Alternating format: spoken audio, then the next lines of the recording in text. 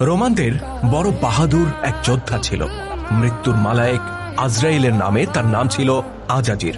বিশাল দানবের মতো শরীর, প্রশস্ত বুক আর পেশি কিলবিলে বাহু। যুদ্ধের ময়দানে প্রতিপক্ষের সবচেয়ে বলশালী যোদ্ধাদেরকে খুঁজে বেড়াতো আজাজির। দুধারী তরবারি নিয়ে সে যখন কারো সামনে দাঁড়িয়ে যেত, প্রতিপক্ষ তখন পালিয়ে যাবার পথটাও খুঁজে পেত না।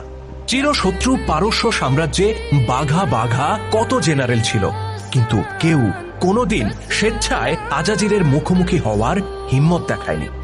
রণাঙ্গনে আজাজির যখন শত্রুর মুখোমুখি হতো, তখন নিজের পরিচয় তুলে ধরে সে বলতো, আমি আজাজির, মৃত্যুর ফেরেশতার নামে নাম আমার, আমি পারসিকদের ঘাতক, আমি তুর্কিদের মৃত্যুদূত, আমি এই শ্যামের মাটিতে জন্ম নেয়া সর্বশ্রেষ্ঠ যোদ্ধা।